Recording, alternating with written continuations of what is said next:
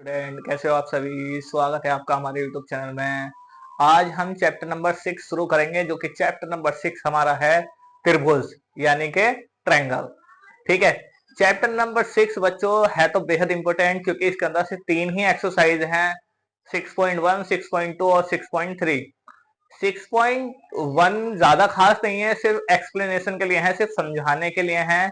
इससे आपका ऑब्जेक्टिव बन सकता है। 6.2 में आपकी एक थ्योरम दे रखी जो बेहद इंपॉर्टेंट है, और 6.3 की। ठीक है। तो 6.1 शुरू करने से पहले ये मैंने 6.1 में पहले क्वेश्चन को लिख दिया है, पर मैं इसको समझाना चाहूंगा आपको।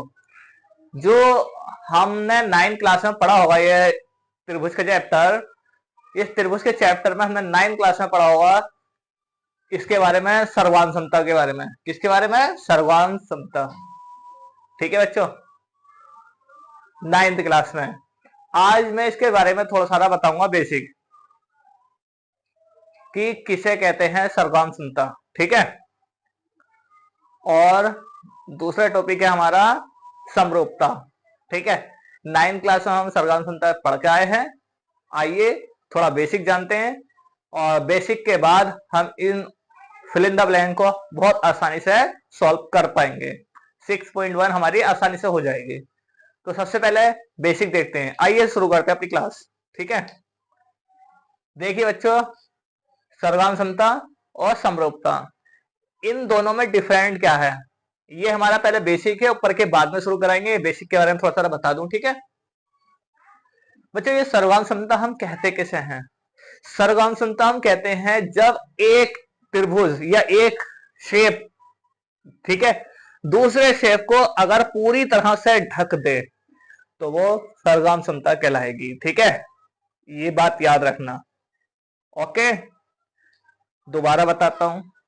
कोई भी हमारा ट्रायंगल है, अगर वो ट्रायंगल उसको पूरा पूरा ढक दे, एक कोना भी बाहर ना निकले, सेम साइज हो, ठीक है, तो ये सर्वांग समता कहलाएगी। तो देखिए क्या क्या नियम हो सकते हैं इसके सर्वांग समता के। सबसे पहले मैं इसको बताता हूं, जो कि हम 9th में पढ़ा था हमने इसके बारे में। ठीक है, ये दो ट्रायंगल बना लेते हैं।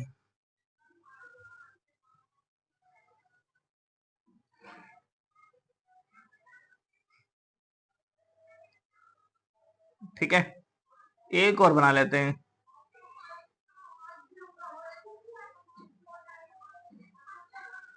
बच्चों ये दो ट्रायंगल हैं, अगर मैं कहूं सर्वांग समता हम चेक करेंगे तो इसका निशान कुछ इस तरह का होता है बच्चों। ये बन गया। ठीक है, इसका नाम दे दो ए बी सी, और ये दे दो पी क्यू आर।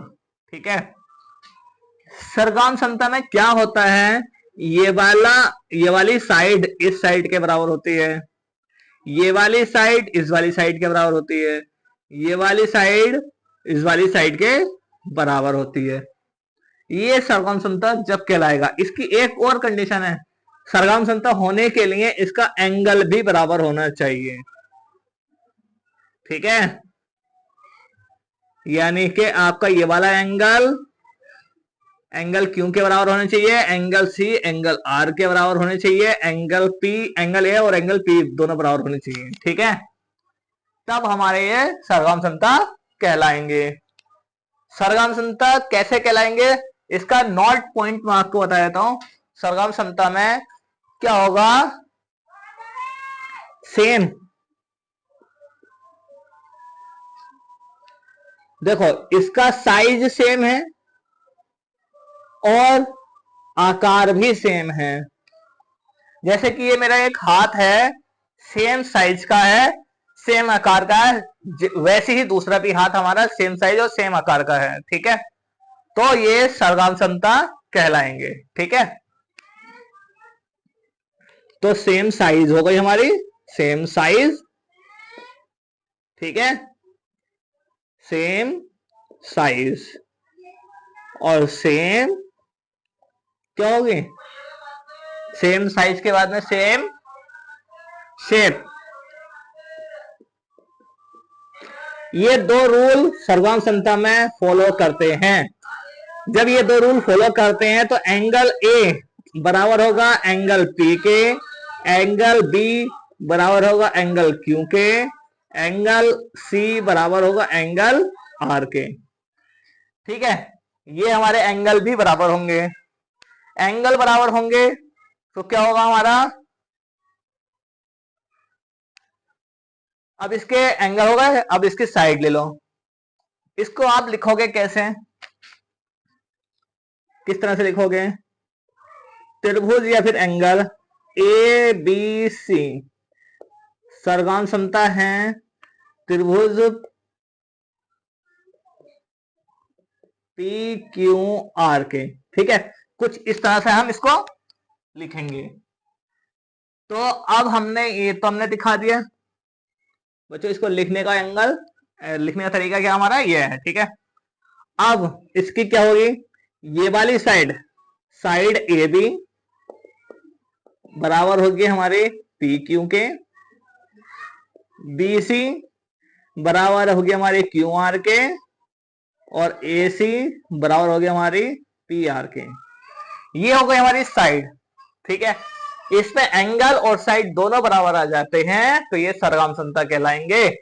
ओके, यानी कि हम इसको एक वर्ड में कहें, एक लाइन में, तो वे एंगल, वे त्रिभुज, वे वर्ग जो सेम साइज के और सेम शेप के हों, यानी कि एक दूसरे को आपस में ढक दें, तो वो हमारे सर्वगाम समता कहलाएंगे। ये हमने 9th क्लास में पढ़ा था। ओके, तो चलिए अब हम आगे बढ़ते हैं। आगे हम पढ़ेंगे समरूपता। समरूपता किसे कहेंगे, समरूपता देख लेते हैं। ठीक है, समरूपता में आप इस बात को देखो, एंगल बना लो आप,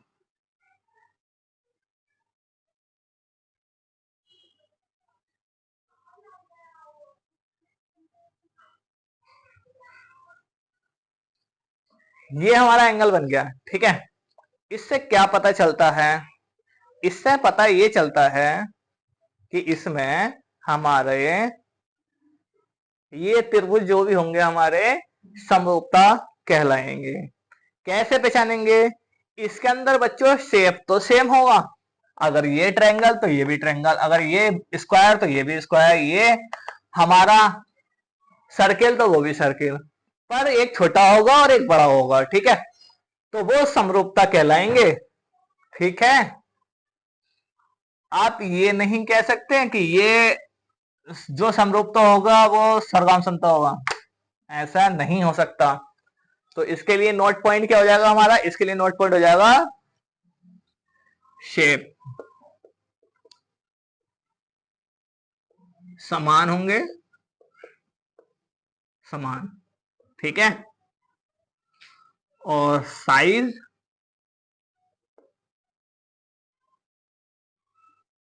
साइज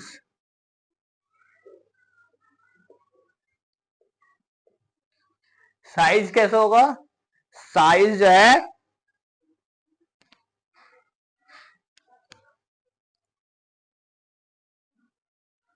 मैटर नहीं करता। ठीक है, साइज मैटर नहीं करता, वो कैसा है, डज नॉट मैटर। दोबारा समझो, शेप तो समान होगा और साइज हमारा डज नॉट मैटर, यानी कि मैटर ये नहीं करता कि वो है क्या। अगर एंगल सेम, देखो ये वाली साइड इस साइड के बराबर होगी, ये साइड इसके बराबर होगी, ये साइड इसके बराबर होगी। ठीक है, इसमें क्या होगा हमारा, समरूपता के लिए बच्चों साइन होता है हमारा ये वाला।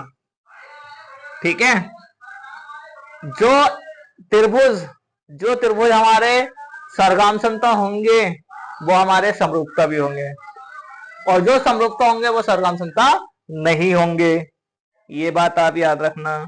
ओके, तो कैसे कहेंगे हम इसको, बताओ बच्चों, कैसे कहेंगे। इसको लिखेंगे, इसको नाम दे दो, कैसे, ए बी सी, और ये दे दो P Q R. A B, त्रिभुज ए बी सी बराबर है त्रिभुज पी क्यू आर के। ठीक है, त्रिभुज कैसे होंगे हमारे? अगर मैं इसको ये कह दूं ये सर्वांशम है इस तरह से, तो ये कहना मेरा गलत है, क्योंकि एक त्रिभुज हमारा छोटा है और एक बड़ा है, ऐसा कहना मेरा गलत है। ठीक है, तो मैं ऐसा नहीं कहूंगा, मैं कहूंगा सिर्फ ऐसा। तो ये होता है आपका सिंबल सर्वम समरूपता का। ठीक है, ये समरूपता का त्रिभुज होता है, और इसके साइड बराबर होगी। क्या होगी बच्चे? साइड बराबर नहीं होगी, साइड बराबर नहीं होगी बच्चों, ये मिस्टेक हो गई। साइड बराबर नहीं होगी, अगर बराबर होती तो इतनी छोटी क्यों होती? इनके एंगल बराबर होते हैं, साइड बराबर नहीं होगी, याद रखना। तो हम कह सकते हैं एंगल ए बराबर है एंगल पी के, एंगल बी बराबर है एंगल क्यू के, एंगल आर बराबर है एंगल सी के। ठीक है, ये हमारे एंगल बराबर होंगे, और इसमें सिर्फ आपकी क्या रेशियो समान होगा। क्या होगा? रेशियो समान होगा। अगर ये 5 5 5 के हैं तो ये 10 की होगी, 10 की साइड होगी, तो रेशियो क्या हो जाएगा आपका? A B upon P Q बराबर है B C upon Q R बराबर है A C upon P R. बच्चों, ये चीजें हमारी बराबर होंगी, ये आ गया हमारा रेशियो। आप लोग इसका स्क्रीनशॉट ले लें, उसके बाद में हम आगे बढ़ते हैं। ठीक है, लीजिए आप इसका स्क्रीनशॉट, मैं इसको फिर साफ कर देता हूँ, फिर आपको ये एक्सरसाइज समझाऊंगा। चलिए अभी ऐसे ही रहने देते हैं। अब इसको देखिए, पहला सवाल 6.1 प्रश्नावली का पहले का पहला, सभी व्रत होते हैं। क्या होते हैं सभी व्रत? मान लीजिए एक व्रत आपने बनाया, एक व्रत मेरे दूसरे स्टूडेंट ने बनाया, एक तीसरे ने बनाया, और एक चौथे ने बनाया। तो आप एक बात बताइए, ये जो व्रत है हमारे, क्या सारे समान हैं, एक जैसे हैं? तो आपका जवाब आएगा नहीं सर, कोई छोटा है, कोई बड़ा है, ठीक है, कोई लंबा है तो ये व्रत ही। ठीक है, तो इसका क्या हो रहा है? इसमें साइज मैटर नहीं कर रहा। क्या मैटर नहीं कर रहा? साइज मैटर नहीं कर रहा, सिर्फ समान है। ये भी व्रत कहेंगे, इसको भी व्रत कहेंगे, इसको भी व्रत कहेंगे, सब व्रत ही है हमारे, शेप हमारा समान है, साइज मैटर नहीं करता। जो साइज मैटर नहीं करता वो क्या कहलाते हैं? समरूपता कहलाते हैं। तो ये हमारा क्या हो जाएगा? समरूप हो जाएगा। ओके बच्चों, चलिए आगे देखते हैं। दूसरा सवाल है, सभी वर्ग होते हैं। वर्ग कैसे होते हैं बच्चों? जिसकी चारों भुजाएं बराबर होती हैं। तो ये देखिए,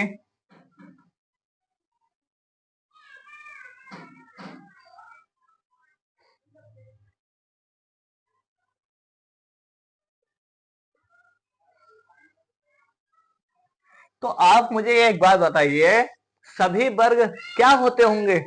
एक बात बताइए, सभी वर्ग सेम है? इसका साइज सेम नहीं है, साइज मैटर तो करता ही नहीं है। अगर साइज मैटर करता तो एक वर्ग दूसरे वर्ग को पूरी तरह से ढक देता। अगर वो एक वर्ग दूसरे वर्ग को पूरी तरह से ढक देता तो वो कहलाते सरगम संता। ठीक है, और जब एक वर्ग छोटा है, एक वर्ग बड़ा है, एक छोटा है, एक बड़ा है, तो ये हमारा डिफरेंट है। डिफरेंट है तो क्या कहलाएगा? ये समरूपता। ठीक है बच्चों, तो ये क्या हो जाएगा आपका? समरूप।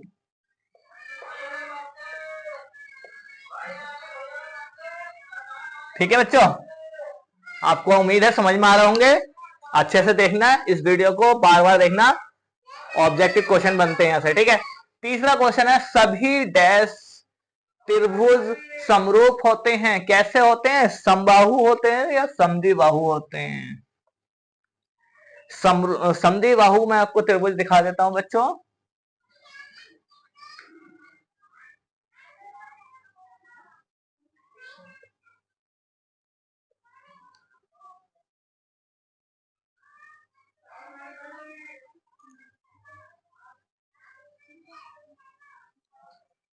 समद्विबाहु त्रिभुज में क्या होता है बच्चों? समद्विबाहु त्रिभुज में हमारी आमने सामने की साइड बराबर होती हैं। ठीक है बच्चों, और ये बड़ी होती है हमारी। तो आप मुझे एक बात बताओ, क्या ये त्रिभुज हमारे सेम है? सेम है? नहीं। आप इसमें क्या बताओगे? त्रिभुज तो सेम है पर एंगल इनका डिफरेंट है। एंगल इनका डिफरेंट है। अगर इनका एंगल सेम होता तो आप इसको समरूपता बोलते हैं, या जो समरूप होगा वो सरगम समता होगा ही होगा। समझ में आई बात? तो बताइए बच्चों, ये क्या होगा हमारा? डिफरेंट डिफरेंट दिखाई दे रहा, एक छोटा है एक बड़ा है। ठीक है, तो इससे क्या पता चला कि सभी त्रिभुज क्या होते हैं? समद्विबाहु तो नहीं होंगे क्योंकि ये सेम नहीं है। और आते हैं समबाहु पे। समबाहु कैसे हो जाएंगे? समबाहु सेम हो जाएंगे। समबाहु त्रिभुज कैसा होता है? समबाहु त्रिभुज का एंगल, प्रत्येक एंगल कितने डिग्री का होता है? 60 डिग्री का। ठीक है, प्रत्येक एंगल 60 डिग्री का होता है, तो ये होता है हमारा समबाहु। इसका एंगल भी सेम है, साइड भी सेम है, तो ये सर्वांग समता भी है और समरूप भी है। तो हमारा क्या आ जाएगा इसमें? समबाहु। ठीक है, चौथा क्वेश्चन है, भुजाओं की समान संख्या वाले दो बहुभुज समरूप होते हैं। ये नंबर एक, यदि उनके संगत को क्या हो? बराबर हो। और तथा उनकी संगत भुजाएं क्या हो? समानुपाती हो।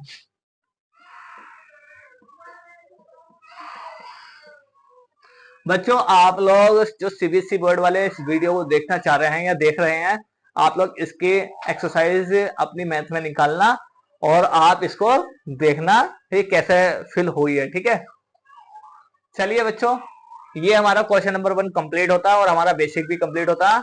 अब हम बढ़ते हैं क्वेश्चन नंबर 2 की ओर। देखिए क्वेश्चन नंबर 2 क्या कह रहा है। ठीक है बच्चों, ये है हमारा सवाल नंबर 2। सवाल नंबर 2 है, निम्नलिखित युग्मों के दो भिन्न भिन्न उदाहरण दीजिए। नंबर 1, समरूप आकृति। समरूप आकृति के लिए उदाहरण दीजिए। सॉल्यूशन।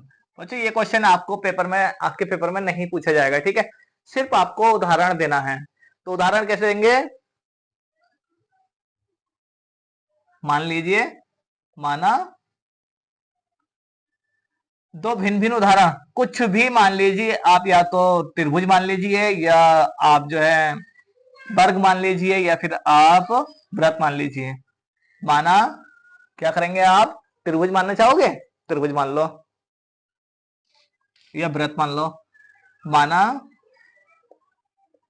वृत्त की त्रिज्या कितनी है? 3 सेंटीमीटर है। ठीक है, माना वृत्त की त्रिज्या कितनी है? 3 सेंटीमीटर है।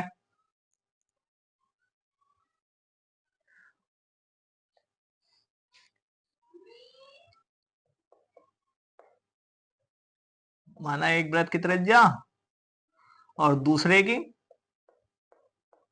दूसरे वृत्त की त्रिज्या वो आ जाएगी हमारी कितनी? 6 सेंटीमीटर। कुछ भी मान लो जो आपका मन करे, तो वृत्त बना दो। तो ये आ गई आपकी 3 सेंटीमीटर, तो ये आ गई आपकी 6 सेंटीमीटर। बस इतना ही करना था। सेकंड वाला सवाल देख लो इसी में। सेकंड वाला सवाल, ऐसी आकृतियां जो समरूप नहीं है, ऐसी आकृतियां जो समरूप नहीं है, ये समरूप आकृति बनानी थी हमें, ठीक है। ऐसी आकृतियां जो समरूप नहीं है, तो कौन कौन सी हो जाएंगी समरूप आकृतियां जो ऐसी नहीं है, बताओ बच्चों। क्या लोगे आप? एक वृत्त ले लो और एक जो है वर्ग ले लो, ठीक है। वृत्त आ जाएगा आपका ये, और वर्ग आ जाएगा आपका ये। बस ये आपका समरूप नहीं है, ठीक है। बस आपको इतना ही बताना था क्वेश्चन नंबर 2 में। चलिए क्वेश्चन नंबर 3 देखते हैं। क्वेश्चन नंबर 3 क्या कह दिया, आप लोग इसका स्क्रीनशॉट ले लें। चलिए क्वेश्चन नंबर 3 देखिए। यह है हमारा सवाल नंबर 3। सवाल नंबर 3 कह रहा है, बताइए कि निम्नलिखित चतुर्भुज समरूप है या नहीं। समरूप त्रिभुज बताना है, समरूप चतुर्भुज यानी कि, ठीक है। तो आप इसको कैसे बताओगे, सिर्फ आपको ही पता है। मैंने आपको बताया है कि समरूप चतुर्भुज या त्रिभुज या वर्ग कैसे होते हैं, ठीक है। तो आप ध्यान रखना कैसे बताया जाता है। यहां आप सॉल्यूशन डाल दो। समरूप के लिए, जब हम समरूप के लिए बात करेंगे तो समरूप में क्या होता है बच्चों, समरूप में हमें नंबर 1 कंडीशन बराबर देखनी चाहिए कि कोण यानी कि एंगल, कोण बराबर हो, ठीक है। कोण कैसे हो बच्चों, बराबर हो। और इसके अंदर एक चीज और देखनी चाहिए, क्या, साइड,